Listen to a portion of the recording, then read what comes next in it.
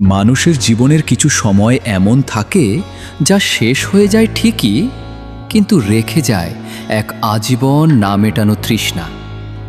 আমার নাম রাকিব, আর আজ থেকে ঠিক ৮টা বছর পেছনের একটা বিকেলের কথা বলছিলাম। বৃষ্টির দিন ছিল ওটা। স্কুলের পুরনো বটগাছটার নিচে দাঁড়িয়ে ভিজছিলাম আমি।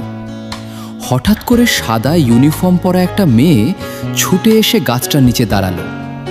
চুল থেকে পানি ঝরছিল তার, আর চোখের দৃষ্টিতে ছিল অদ্ভুত এক মায়াবী আলো। নাম ছিল তার নাবিবিলা। ওই এক মুহূর্ত, হ্যাঁ ঠিক ওই একটা সেকেন্ডের মাঝেই আমার সহজ সরল ছেলে মানুষী জীবনটা চিরতরে বদলে গিয়েছিল।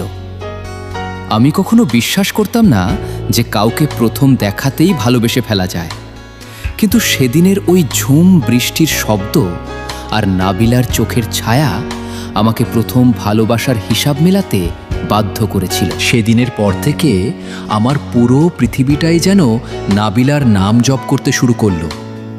প্রতিদিন সকালে স্কুলে যাওয়ার একমাত্র তাগিদ ছিল স্কুলের গেট দিয়ে ঢোকার সময় এক নজর নাবিলাকে দেখা। ক্লাস 9-এর সেই কাঠের বেঞ্চে বসে টিচারের ব্ল্যাকবোর্ডে চক ঘষার শব্দের মাঝেও আমি ব্যাক বেঞ্চে বসে নাবিলার দিকে এক দৃষ্টিতে চেয়ে থাকতাম। ও যখন তার বন্ধুদের সাথে হেসে হেসে কথা বলতো, আমার মন বলতো পৃথিবীর সব আনন্দ বুঝি ওই হাসিটুকুর মাঝেই লুকিয়ে আছে। আমি কখনো সাহসী ছিলাম না। বুকে বিশাল এক সমুদ্র ভালোবাসা জমিয়ে রেখেও ওর সামনে গেলে শব্দ হারিয়ে ফেলতাম। আমার হাতের লেখা খুব বাজে ছিল, কিন্তু নাবিলার জন্য প্রতিদিন ডায়েরির পাতায় পাতায় না বলা কথা দিয়ে কবিতা সাজাতাম। টিফিনের সময় ও যখন বারান্দায় এসে দাঁড়াতো, আমিও দূর থেকে এক কাপ চা হাতে এসে দাঁড়াতাম। দূর থেকে তাকে দেখে যে অদ্ভুত অনুভূতি হতো, সেটা কোনো শব্দে প্রকাশ করার ক্ষমতা আমার নেই।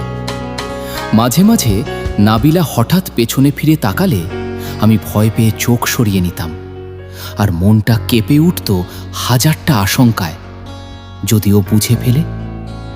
কিন্তু পরক্ষণেই মনে হতো, আহা, ও যদি একবার সত্যি সত্যি আমার বুকের ভেতরের এই হাহাকারটা বুঝত। স্কুলের সেই রঙিন দিনগুলোতে প্রতিদিন বিকেলবেলাটা যেন একটা মিষ্টি যন্ত্রণা নিয়ে আসত। ছুটি হওয়ার পর ও যখন হেঁটে হেঁটে বাড়ির পথ ধরত, আমি ওর পিছু পিছু কিছুটা দূরত্ব রেখে হাঁটতাম, শুধু নিশ্চিত করার জন্য যে আমার ভালোবাসা নিরাপদে ঘরে ফিরছে। সেদিন আমি জানতাম না এই নীরবে ভালোবেসে যাওয়াটাই একদিন আমার জীবনের সবচেয়ে বড় স্মৃতি আর সবচেয়ে ব্যথাতুর অধ্যায় হয়ে দাঁড়াবে। দিনগুলো খুব দ্রুত বদলে যাচ্ছিল।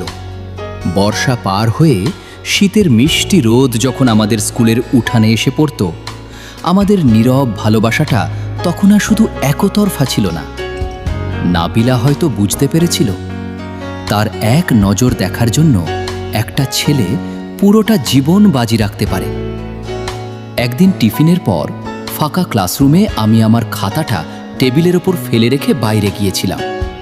ফিরে এসে দেখি খাতার শেষ পাতায় বেনি করা একটা মেয়ের পেন্সিল স্কেচ আঁকা, আর তার নিচে ছোট করে লেখা, এত লুকিয়ে দেখার কি আছে, সামনে এসে দাঁড়িয়ে তো কথা বলতে পারো। কথাগুলো পড়ে সেদিন আমার বুকের ভেতরে যেন হাজারটা দোয়েল পাখি একসাথে গান গিয়ে উঠেছিল। আমি খাতাটা বুকের সাথে চেপে ধরে সেদিন প্রথম বুঝেছিলাম ভালোবাসার কোনো ভাষা লাগে না, দুটো নীরব চোখের ভাষাই যথেষ্ট। এরপর থেকে আমাদের কথা বলা শুরু হলো, তবে কথাগুলো ফোনে বা মেসেজে হতো না, হতো ছোট ছোট চিরকুটে, বই আদান প্রদানের বাহানায়, কিংবা স্কুলের পেছনের ওই মেহগনি গাছের ছায়ায়। নাবিলা যখন লাল ফিতে দিয়ে চুল বাঁধত, আমার মনে হতো পৃথিবীর সব সৌন্দর্য হার মেনেছে তার কাছে। ও যখন মিষ্টি করে হেসে আমার দিকে তাকিয়ে বলতো, রাকিব, তুমি এত শান্ত কেন? তখন আমার বলতে ইচ্ছে করত, তোমাকে হারিয়ে ফেলার ভয়েই তো আমি এতটা নিঃশব্দ, এত ব্যাকুল। আমাদের সেই অবুঝ প্রেমটা ছিল বড্ড পবিত্র, যেখানে কোনো চাওয়া পাওয়া ছিল না, শুধু ছিল একজন আরেকজনকে একটুখানি ছুঁয়ে দেখার আকুলতা। বিকেলে বাড়ি ফেরার পথে পাশাপাশি দুটি সাইকেল চালিয়ে যাওয়ার সেই অদ্ভুত আনন্দ। কিন্তু মানুষ যা খুব বেশি ভালোবাসে তা কি কখনো সারা জীবন আগলে রাখতে পারে?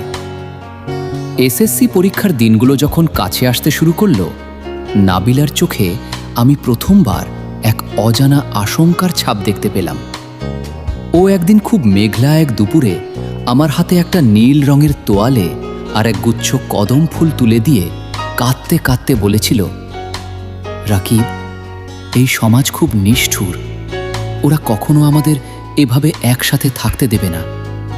তুমি কি পারবে আমাকে আজীবন মনে? পরীক্ষা শেষ হওয়ার পর দিনগুলো কেমন যেন থমকে গিয়েছিল।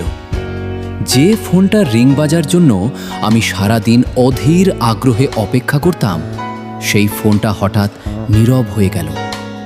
নাবিলার চিরকুট, তার সেই মিষ্টি হাসি, বিকেলের আলোয় তার সাইকেলের ঘণ্টি, সব কিছু যেন এক নিমেষে অদৃশ্য হয়ে গেল।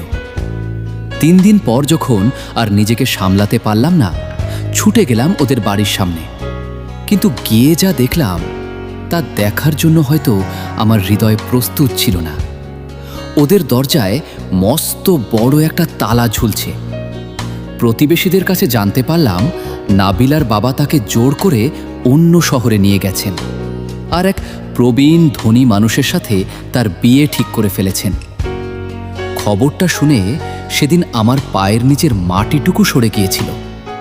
আমি ঝাপসা চোখে শুধু ওদের বন্ধ জানালার দিকে তাকিয়েছিলাম।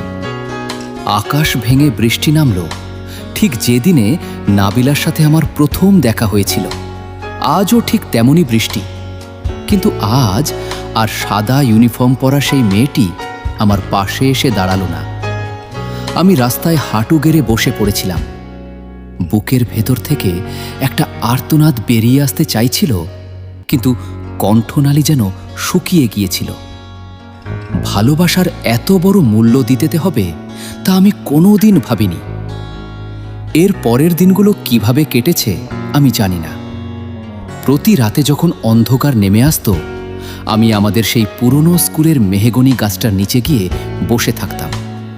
যেখানে নাবিলার পায়ের ছাপ পড়েছিল, সেই মাটিতে হাত রেখে আমি ফুপিয়ে ফুপিয়ে কাঁদতাম। আমি চিৎকার করে জানতে চাইতাম, কেন নাবিলা, কেন তুমি আমাকে এই নিঃসঙ্গতার সাগরে ডুবিয়ে চলে গেলে? একবার অন্তত এসে বলতে পারতে যে তুমি বাধ্য হয়েছে। ক্লাসের সেই ব্যাকবেঞ্চটা, ব্ল্যাকবোর্ডের কোণায় লুকিয়ে রাখা কথাগুলো, আর আমার খাতার পাতায় আঁকা সেই স্কেচ, সব কিছু আমাকে প্রতিদিন একটু একটু করে গিলে খাচ্ছিল। বন্ধুদের সবাই যখন নতুন জীবনের দিকে পা বাড়াচ্ছিল, আমি তখন আটকে ছিলাম নাবিলার স্মৃতি নিয়ে। প্রতিটি দীর্ঘশ্বাসে শুধু একটা প্রশ্নই ঘুরে ফিরে আসতো, যে ভালোবাসা এত পবিত্র, এত নির্ভেজাল,